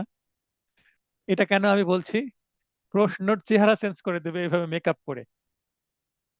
যেন আপনি ধরতে না পারেন কি প্রশ্ন করা হচ্ছে। তবে হ্যাঁ, ধরতে তারাই পারবেন যারা প্রশ্নটা আসলে বুঝে বুঝে একটা প্রস্তুতি নিবেন, বাস্তবে কোর্টে যান, বুঝেন এই জিনিসগুলো, এবং একটা শব্দের বিকল্প কি শব্দ ব্যবহার করে প্রশ্ন আসতে পারে এগুলো বোঝেন। মানে আপনাকে এক কথায় পড়াশোনা বেশি করতে হবে, আপনাকে প্র্যাকটিস বেশি করতে হবে। তো এটা করার জন্য আমি আপনাকে যেটা হেল্প করব, আমার অভিজ্ঞতা থেকে একটা প্রশ্ন কতভাবে আসতে পারে এটা আমি তৈরি করে একটা সাজেশন তৈরি করে পিডিএফ দিয়ে দিব। সেই পিডিএফ থেকে আপনারা অবশ্যই এখানে খুব শীঘ্রই সকল বিষয়ের একটি নির্ভরযোগ্য সাজেশন বা পিডিএফ আকারে প্রদান করা হবে। আইনের নাম ও কেস ল ইংরেজিতে লেখার পরামর্শ প্রদান করা হলো। যেমন আমার যে কোনো প্রশ্নে আইনের নাম যদি বাংলায় থাকে, আপনি সেটাকে রিপ্লেস করে ইংলিশ নাম বসিয়ে দিবেন, এবং কেস রেফারেন্স ইংলিশে দিয়ে দিবেন। মানে কেস রেফারেন্স যেমন ডিএলআর, তারপরে এআইআর, এগুলো ইংলিশে লিখবেন, কিন্তু কেস ল এর যে রায়ের বক্তব্য সেটা বাংলায় লিখলেন, কিন্তু কেস ল রেফারেন্সটা ইংলিশে লিখলেন। আশা করি বুঝতে পেরেছেন। এর আগে ড্রাফটিং ক্লাসে বিষয়গুলো আমি বুঝিয়ে দিয়েছি। আজকের ক্লাস থেকে প্রশ্ন থাকলে প্রশ্ন করেন, আর যদি প্রশ্ন না থাকে আমি প্রশ্ন করব দুই একটা আপনাদের। হ্যাঁ, শিবলি ভাই বলেন। আসসালামু আলাইকুম স্যার। হ্যাঁ, ওয়ালাইকুম আসসালাম। জি, আমার একটা প্রশ্ন হচ্ছে, আমরা যে কোর্টে যখন যেতাম তখন দেখতাম যে পূর্ব শর্তে জামিনের একটা অপশন ছিল, ওই জিনিসটা কি একটু বুঝিয়ে বলতেন? মনে করেন যে মামলা আমলি আদালতে আছে, জিআর হোক সিআর হোক, ম্যাজিস্ট্রেট কোর্ট থেকে কিন্তু শুরু হবে, তাই না? তো ম্যাজিস্ট্রেট কোর্টে আপনি জামিন নিলেন, জামিন নেওয়ার পর মামলাটা ট্রান্সফার বা বদলি হয়ে গেল বিচারিক আদালতে। তো বিচারিক আদালতে বদলি হয়ে গেলে বিচারিক আদালতে কি করে, এটা আইনে নাই। বিচারিক আদালতে বদলি হবে বিচারের জন্য, ট্রান্সফারের আইনটা আছে, কিন্তু ট্রান্সফার হয়ে গেলে নতুন যে বিচারিক আদালত সেখানেও আবার নতুন করে আপনাকে জামিন নিতে হবে। কারণ আগের আদালত যে জামিন নিয়েছে সেই জামিনের যে শর্ত, সেই শর্তে অর্থাৎ পূর্ব শর্তে আগের আদালত যে শর্তে জামিন দিয়েছে ইওর অনার সেই শর্তে আমাকে জামিন দেন। তাই আমরা লিখি পূর্ব শর্তে, অনেক সময় লিখে দিই পূর্ব বন্ডে, মানে আগের বন্ডটাই যেন থাকে, নতুন করে আর বেল বন্ড বা জামিন নামা দেওয়া না লাগে। আবার অনেক সময় জামিন নামা আবার দ্বিতীয় আদালতও চাই। তো বিচারিক আদালতে কি করা হয়, ট্রায়াল কোর্টে ট্রান্সফার বেল বা বদলি জামিন করতে হয়, এটাকে বদলি জামিন বলা হচ্ছে।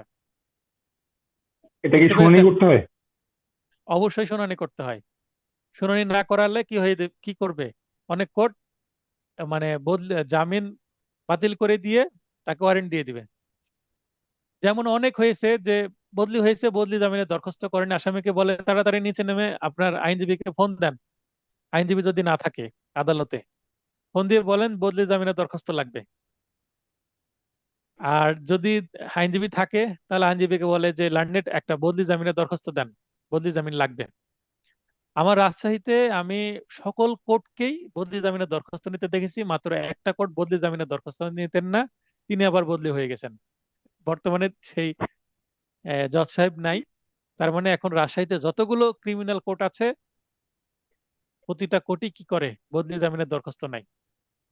এবং ম্যাজিস্ট্রেট কোর্ট থেকে বদলি হয়ে মামলাটা যদি দায়রা জজে যায়, বা ম্যাজিস্ট্রেট কোর্ট থেকে বদলি হয়ে জিআর মামলা থেকে সেটা যদি ট্রাইব্যুনালে কনভার্ট হয় মামলাটা, সেক্ষেত্রে ট্রাইব্যুনাল আদালতে অবশ্যই কি করতে হবে, বদলি জামিন নিতে হবে, এবং অবশ্যই নতুন আবার একটা বন্ড দাখিল করতে হবে। মানে ম্যাজিস্ট্রেট কোর্টে যা দাখিল করা বন্ডের ভ্যালু আর ট্রাইব্যুনালে বা দায়রা জজে নাই, নতুন করে অবশ্যই বন্ড দিতে হবে। তার মানে জামিন দুইবার নিতে হচ্ছে, দুইবার বন্ড দিতে হচ্ছে, বদলি হওয়ার কারণে বদলি জামিন এটাকে বলে। আশা করি ক্লিয়ার করতে পেরেছে। ক্লিয়ার হয়েছেন? জি, আর একটা প্রশ্ন ছিল। বলেন।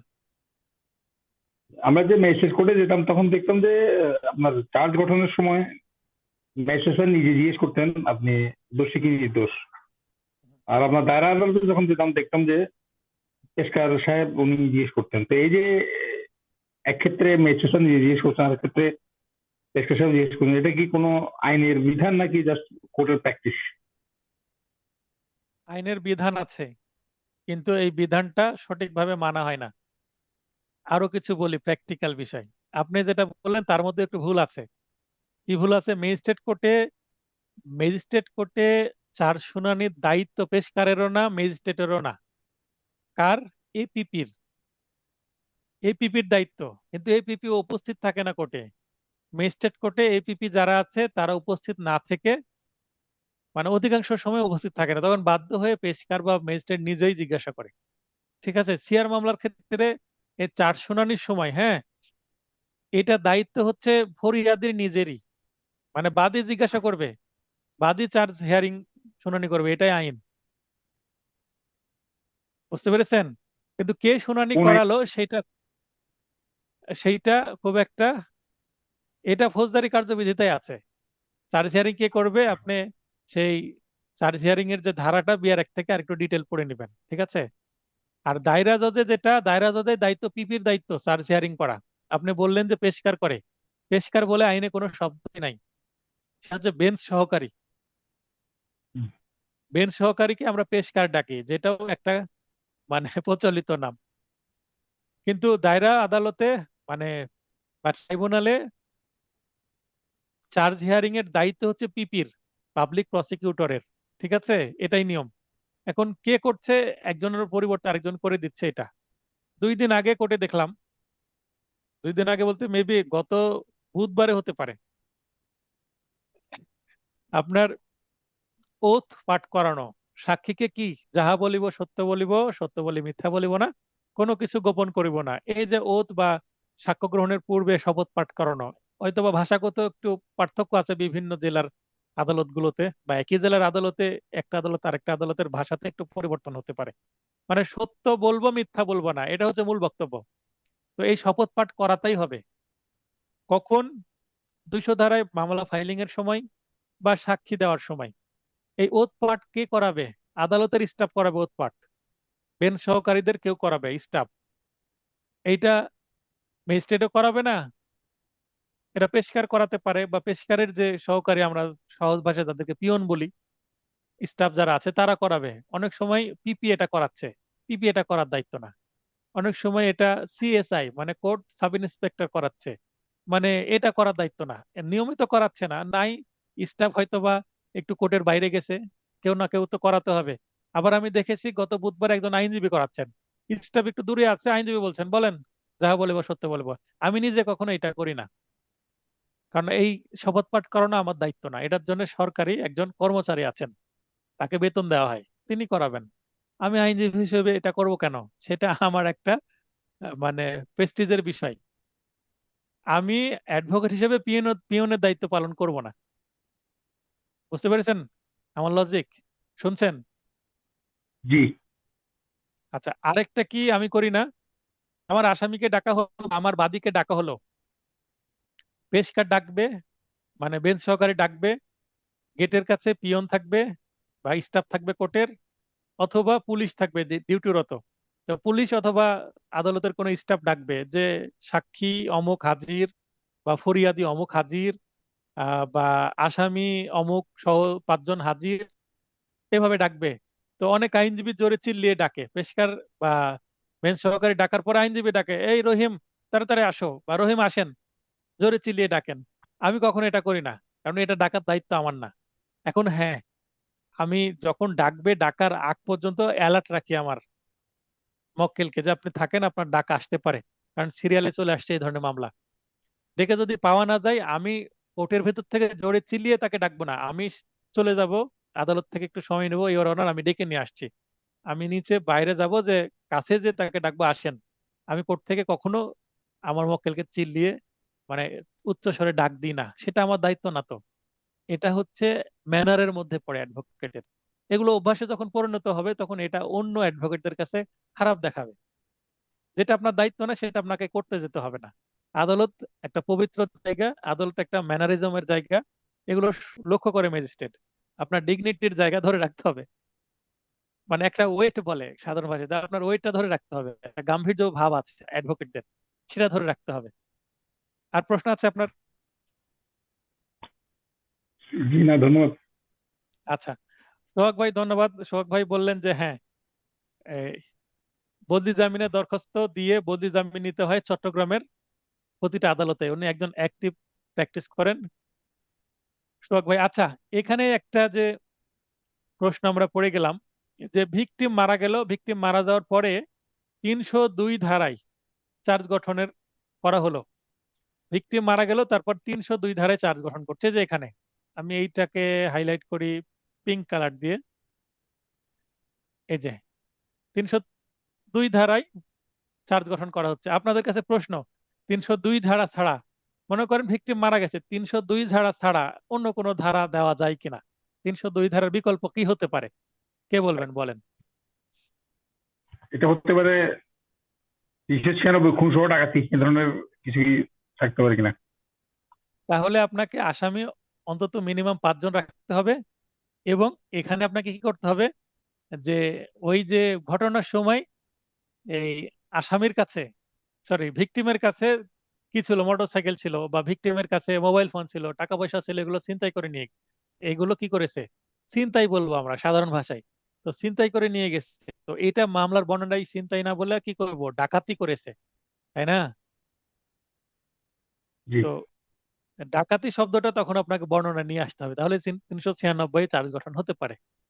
ঠিক আছে, আর 396 বাদে আর কুদ্দুস ভাই বলেছেন 304 আসতে পারে। তো যদি তদন্তে দেখা যায় যে হ্যাঁ এটা কালপেবল হোমিসাইড, এরকম একটা সিচুয়েশন, তাহলে আপনাকে কালপেবল হোমিসাইডের বর্ণনা কিন্তু মামলায় রাখতে হবে।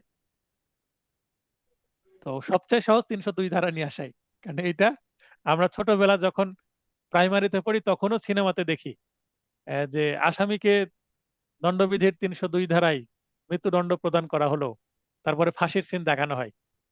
তো এগুলো আমরা 302 ধারা কি, তারপর 420 ধারা কি, 302 420, এগুলো আমরা ছোটবেলা থেকে বুঝি, মানে প্রাইমারি স্টুডেন্ট হিসেবেও।